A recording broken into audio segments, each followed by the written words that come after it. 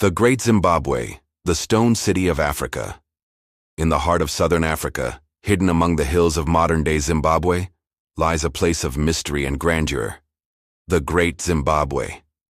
A city built entirely of stone, without mortar, yet standing proudly for over 700 years. Its ruins whisper the story of Africa's forgotten kingdom, a story of power, trade, and architectural genius.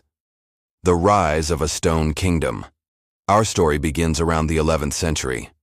Long before European explorers arrived, a powerful civilization was thriving in southern Africa.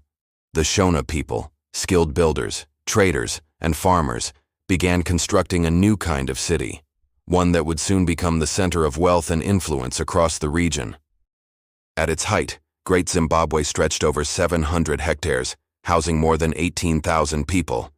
It wasn't just a settlement, it was the beating heart of a mighty kingdom.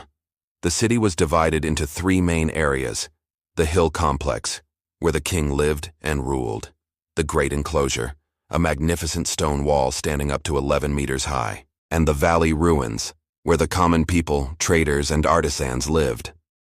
These structures were built using granite blocks, carefully shaped and stacked without a single drop of cement. Each wall curved gracefully, forming patterns that seemed to speak of power and unity. The people called their home Zimbabwe, houses of stone, and from that phrase came the name we know today, Zimbabwe. The golden age of trade and power. Great Zimbabwe was perfectly positioned along ancient trade routes that linked Africa's interior to the Indian Ocean coast. Through these routes, gold, ivory, and iron were traded for glass beads, porcelain, and cloth, from as far as Persia, India, and China.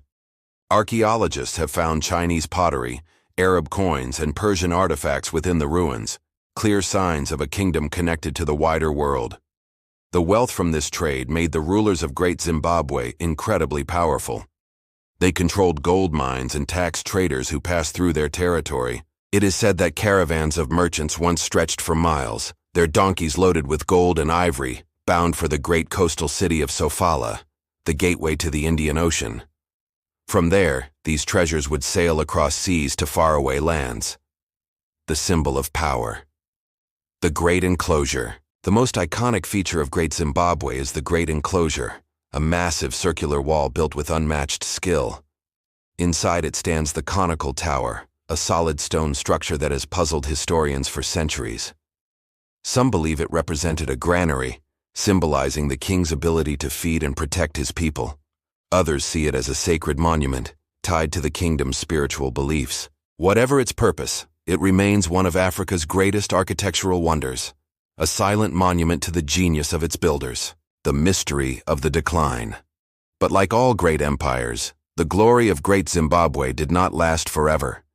By the 15th century, the once bustling city began to decline. No one knows exactly why. Some historians believe overpopulation and deforestation exhausted the land. Others think that shifts in trade routes cut off the city's wealth.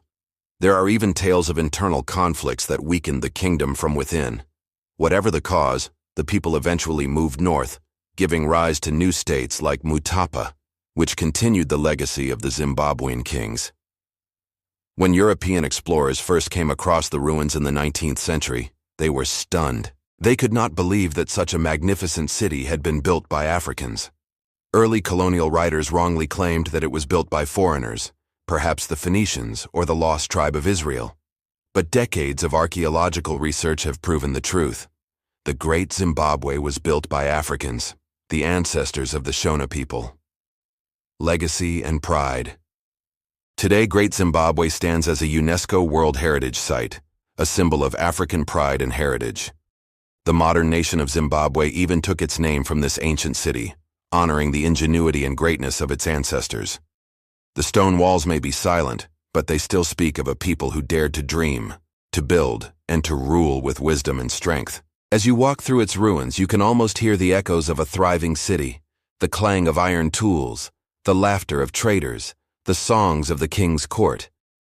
It is a reminder of Africa's history,